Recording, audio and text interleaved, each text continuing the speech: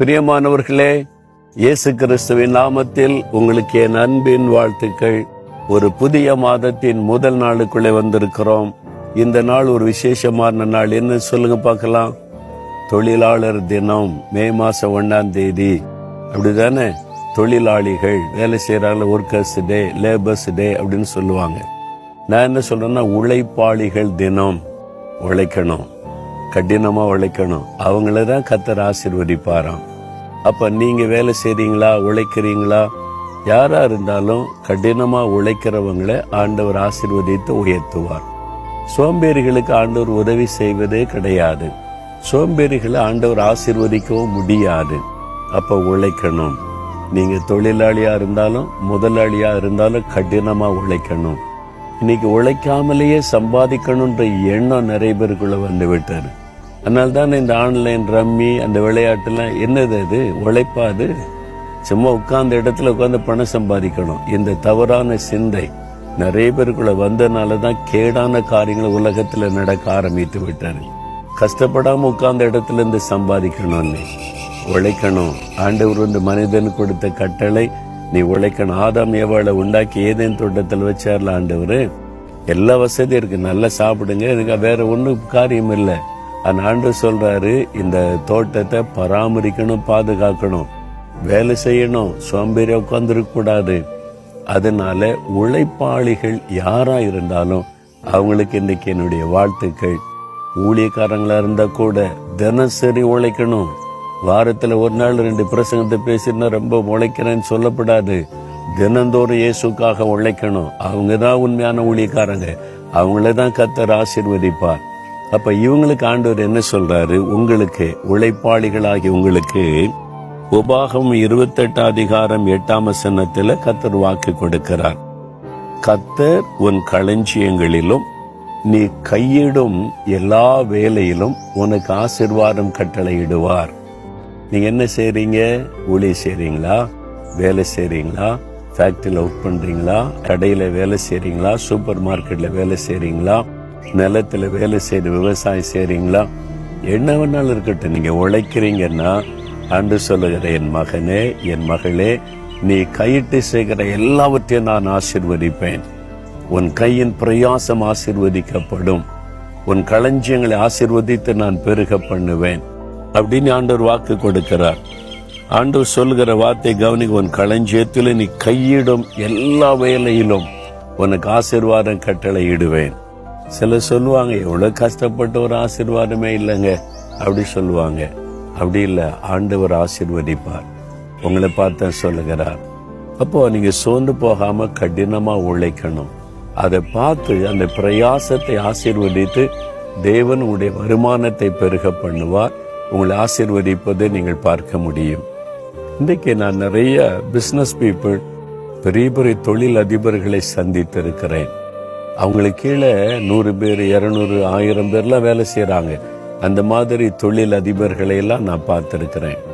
அவங்கள்ட்ட உட்கார்ந்து பேசும்போது, எப்படி இந்த தொழில் வளம் வந்தது அப்படின்னு கேட்டா, ஆரம்பத்துல ஒரு ஆளு தான் சிங்கிளா வந்து கஷ்டப்பட்டு உழைத்தாங்க, பிரயாசப்பட்டாங்க. ஒருத்தர் 2 பேரை வச்சு கடினமா ராத்திரி பகலா உழைத்தாங்க. ஒருத்தர் சொன்னாங்க, வந்து ஃபேக்டரி நடத்தி 100கணக்கான பேர் வேலை செய்யறாங்க. அவ்வளவு பேருக்கு ஆசீர்வாதம் ஆண்டவர் வச்சிருக்கிறார். அவங்க சொன்னாங்க, ராத்திரி 11 மணிக்கு வந்து எல்லாத்தையும் க்ளோஸ் பண்ணிட்டு கணக்கு வழக்கெல்லாம் பார்த்துட்டு வீட்டுக்கு போவேன். அதுக்கு பிறகு ஜெபம் பண்ணிட்டு படுப்பேன். 4 மணிக்கெல்லாம் ஃபேக்டரிக்கு வந்துடணும். 4 மணிக்கா? ஆமா, அப்ப வேலை ஆரம்பிச்சாதான் எங்க தொழிலுக்கு அந்த பிசினஸ்ல எல்லாத்தையும் சேல் பண்ண முடியும். அப்போ விடிய கால எழும்பி நான் ஜெபம் பண்ணிட்டு 4 மணிக்கெல்லாம் வந்து வேலை ஆரம்பிச்சிருவோம். அந்த மாதிரி கடினமா உழைக்கிறதுனால கர்த்தர் ஆசீர்வதிக்கிறார். கொஞ்ச நேரம் தான் தூக்கம். ஆனா காலையில எழும்பி ஜெபிச்சுட்டு, ஆண்டவரே இன்னைக்கு நான் செய்ய போகிறது ஆசீர்வதின்னு ஜெபம் பண்ணிட்டு செய்ய செய்ய ஆசீர்வாதம். அதனுடைய விளைவு என்ன தெரியுமா? இன்னைக்கு ஆயிரக்கணக்கான பேருடைய வாழ்வாதாரத்திற்கு அவங்க ஆசீர்வாதமா இருக்கிறாங்க. கொரோனா காலத்துல என்ன நடந்து தெரியுமா? நான் அவன்கிட்ட விசாரிச்சேன் போன் பண்ணி. எல்லா இடமும் மூடி இருக்கிற, ஃபேக்டரி எல்லாம் க்ளோஸ் ஆயிருக்குமே எப்படின்னு கேட்டா, கொரோனா காலத்துல தான் எங்களுக்கு சேல்ஸ் அதிகமாச்சுது. புதுசா ஆள் எடுத்திருக்கிறோம், புதுசா இடம்லாம் ஆண்டவர் தந்திருக்கிறார். புது வாகனம் எல்லாம் வாங்கி இருக்கிறோம். ஆச்சரியம். கடினமா உழைக்கிறவங்களை ஆசீர்வதிக்கிற தேவன். நீங்க உழைக்கணும், சோம்பேறியா உட்கார்ந்துருக்க கூடாது. நிறைய பேர் இந்த ஐடில வேலை பார்க்கறேன்னு ஒர்க் ஃப்ரம் ஹோம்னு சொல்லி பல்லு விளக்குறது இல்லை, குளிக்கிறது இல்லை, சோம்பேறிகளா இருக்கிறது அது தப்பு. காலையில் எழுப்பி குளிச்சு சுறுசுறுப்பா வேலையை ஆரம்பிக்கணும். சோம்பேறியா உட்காந்துட்டு ஏன் ஷேவ் பண்ணல, தாடி வளர்த்துக்கன்னா சோம்பல். இதனால தாடி வளர்த்துக்கிட்டு அலையிற வாலிபர்கள் அழகான முகத்தை அசிங்கப்படுத்தி யோசித்து பாருங்க. வேலை செய்யறேன்னு சொல்லி கடினமா உழைக்கிற கூப்பம். சோம்பேறிய பேருக்காக உழைக்க கூடாது. வேலையில சுறுசுறுப்பா இருக்கணும், ஆர்வம் இருக்கணும். அப்போ ஆண்டு சொல்ற, நீ கையிட்டு செய்கிற எல்லாவற்றையும் நான் ஆசீர்வதிப்பேன்.